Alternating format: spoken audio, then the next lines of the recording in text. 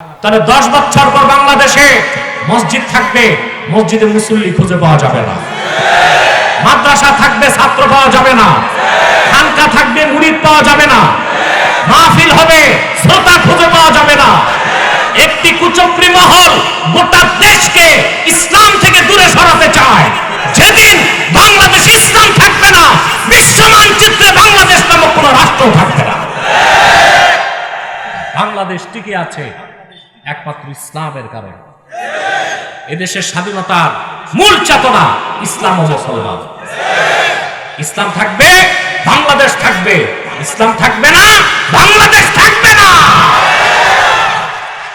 অতএব যারা ইসলাম থেকে দেশকে দূরে সরাতে চায়, তারাই দেশের শত্রু, ইসলামের শত্রু, মুসলমানের শত্রু। তাই বাংলাদেশের প্রকৃত শত্রু ছাড়া আর কিছু না।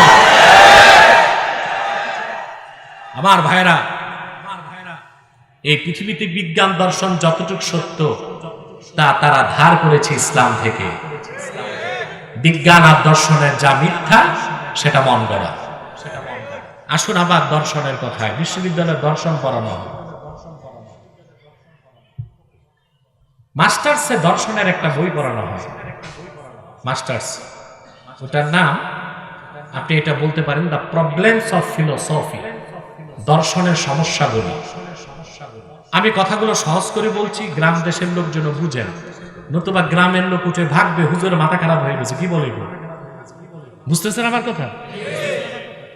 খেয়াল করলে তো বুঝার কথা। আপনারা বুঝেন না তা হয় না, সব বুঝেন আপনারা।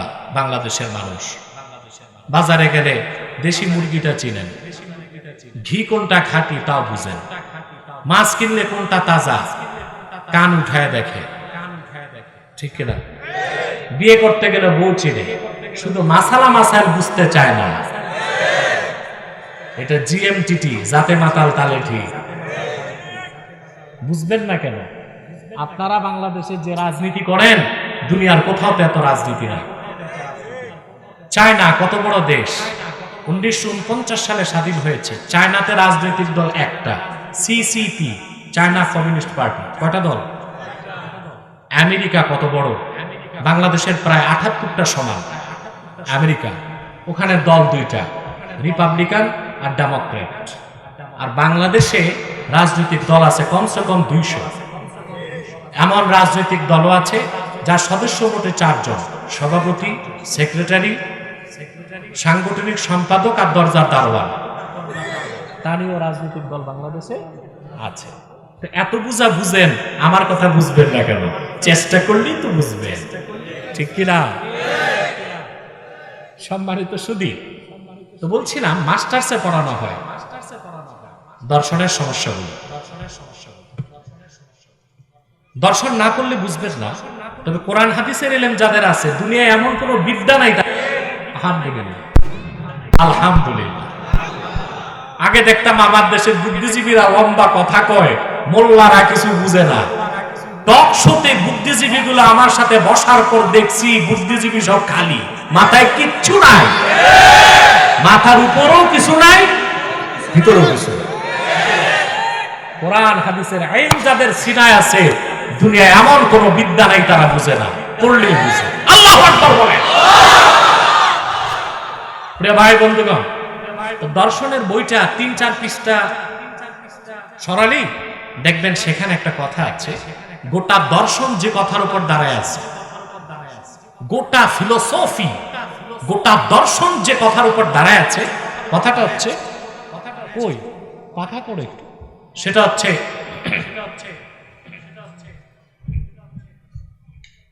তারা বলে, দার্শনিকগণ বলে, যেটা ব্রিটেনের এক দার্শনিকের বক্তব্য 50 বছর আগে। সে বলেছে, আমি কিছুই বিশ্বাস করি না, আমি বিশ্বাস করি আমি আছি। শোনেন না, তার কথা তো শুনবেন, তারপর নাউজুবিল্লাহ বলবেন। এটা হচ্ছে ফিলোসফির মূল, দর্শনের। আমি বিশ্বাস করি কোনো কিছু নাই, আমি আছি। আমি আছি বলেই তো আমার মধ্যে প্রশ্ন জেগেছে, এই সৃষ্টি জগৎ কেন? সৃষ্টি জগৎ কোত্থেকে? সৃষ্টি জগৎ কে সৃষ্টি করেছেন? তাহলে বোঝা যায় আমার বিশ্বাসের মূল হচ্ছে আমি আছি, তারপর প্রমাণ হয় সৃষ্টি জগৎ আছে। সৃষ্টি জগৎ আছে, অবশ্যই স্রষ্টা আছে। এই কথাটি বলেছে সে 50 বছর আগে। এটা হচ্ছে দর্শনের মূল কথা। কিন্তু মুসলমান অবাক হয়ে যাবেন, এই কথাটা আজ থেকে 1250 বছর আগে বলেছেন ইমাম আবু হানিফা রাহমাতুল্লাহ। মান আরাফা নাফসাহ ফাকাদ আরাফা রাব্বাহ, যে নিজকে চিনল সে তার রবকে চিনল। তাহলে কথাটা দর্শনের আবিষ্কার না ইসলাম থেকে ধার করা? আল্লাহু আকবার বলবেন না? আমি একটা উদাহরণ দিলাম, বিজ্ঞান দর্শনের যতটুকু সত্য তা ইসলাম থেকে ধার করা, আর যতটুকু মিথ্যা তা পুরাটাই মন গড়া। হ্যাঁ, পুরাটাই কি মন গড়া। বিশ্ববরণ্য ইমাম হযরত আবু হানিফা রাহমাতুল্লাহ এই যে কথাটা বললেন, মান আরাফা নাফসাহু ফাকাদ আরাফা রাব্বাহু, যে নিজকে চিনল সে তার রবকে চিনল, কথাটা তার নিজের নয়। তিনি কোরআন শরীফের একটি আয়াতের ব্যাখ্যা করেছেন। আল্লাহ বলেছেন, ওয়া ফি আনফুসিকুম আফালা তুবসিরুন। ওরে বান্দা, তোমাদের মধ্যে তো আল্লাহর অসংখ্য কুদরত আছে, তাকে তোমরা দেখো না? ওই কুদরত গুলো দেখলেই বুঝতে পারবা আমি কুদরতের স্রষ্টা আল্লাহ কত সুন্দর, কত মহান, কত বড়। বলেন সুবহান। সেজন্যই ভাইরা, পরকালকে বিশ্বাস করার ক্ষেত্রে, কবরের আযাবকে বিশ্বাস করার ক্ষেত্রে, হাসর ময়দানে আল্লাহ রাব্বুল আলামিন আবার আমাদেরকে জিন্দা করবেন, সেই অসম্ভব বিষয়টা একেবারে আল্লাহর জন্য সম্ভব, তা বোঝানোর জন্য আল্লাহ পাক দূরের কোন কুদরত দেখতে বলেন নাই, কাছের কুদরত দেখতে বলেছেন। একজন মানুষের কাছে আল্লাহর সবচেয়ে বড় কুদরত হচ্ছে মানুষটা নিজে। সুবহানাল্লাহ বলবেন না? ঘুমাচ্ছেন, আপনাদের কোন স্টেশন নাই, আপনারা জুমার দিনও দেখেছি মসজিদে ঘুমান। কে কে ঘুমান হাত উঠান। বাহ, দুই একটা মানুষ দেখলাম আনকনসাস। আসলে আমিও বুঝতে পারছি গরম খুব বেশি, তারপরও মনোযোগটা যদি বাড়িয়ে দিই গরমটা টের পাবো না ইনশাআল্লাহ। কথা ধাপে ধাপে বুঝতেছেন? আলহামদুলিল্লাহ, মাশাআল্লাহ। আল্লাহ কি বললেন? তুই পরকাল যে আমি যে মৃত্যুর পর আবার তোদেরকে সৃষ্টি করব, আমার এই কুদরত মানতে চাস না কেন? দূরের কুদরত দেখার দরকার নাই, কাছের কুদরত দেখ। একজন মানুষের কাছে আল্লাহ সবচেয়ে বড় কুদরত সে নিজে। আল্লাহু আকবার। স্ট্রেঞ্জ ক্রিয়েশন অফ অলমাইটি আল্লাহ সুবহানাহু ওয়া তাআলা। আল্লাহর অত্যাশ্চর্য সৃষ্টি মানুষ। সুবহান। আজকে বিজ্ঞান হিউম্যান বডি, মানুষের দেহ নিয়ে চিন্তা করতে করতে বিজ্ঞানের জ্ঞান বুদ্ধি অবশ্য হয়ে গেছে। আল্লাহ কত সুন্দরভাবে মানুষটাকে তৈরি করছে, আপনি খেয়াল করেন না? এই পৃথিবীতে বিজ্ঞানীগণ যন্ত্র বানায়, ঠিক কিনা? যে কোনো ডিভাইস, আপনার হাতের মোবাইল, আপনার আইফোন, আপনার ল্যাপটপ, আপনার ভিডিও, আপনার টর্চ লাইট, ঠিক কিনা? আপনার প্লেন, হেলিকপ্টার, গাড়ি, সব কিছু চলার জন্য এনার্জির সোর্স লাগে, ঠিক কিনা বলেন? হয় পেট্রোল, নয় অকটেন, নয় বিদ্যুৎ, ঠিক কিনা? কিন্তু আপনার এই যে হৃৎপিণ্ডটা, সুবহানাল্লাহ, প্রতি মিনিটে 72 বার কম্পন করে। সিস্টল এন্ড ডায়াস্টল, সংকোচন সম্প্রসারণ। মিনিটে কতবার? 72 বার। ওখানে কোনো ব্যাটারি নাই, রিচার্জের ব্যবস্থা নাই। মায়ের পেটে যখন আপনার বয়স মাত্র 4 মাস 10 দিন, তখন থেকে এটি স্টার্ট হয়েছে আল্লাহর হুকুমে। আহা, ফরিদপুরের লোক সুবহানাল্লাহ বলতে চায় না। মিনিটে কতবার চলতেছে? এটা যেদিন বন্ধ হবে আপনিও বন্ধ হয়ে যাবেন। সুবহান। এবার আসেন আল্লাহ কি বলতে চাচ্ছেন, যে নাস্তিকরা অবিশ্বাসীরা পরকাল বিশ্বাস করো না, কেন করবা না?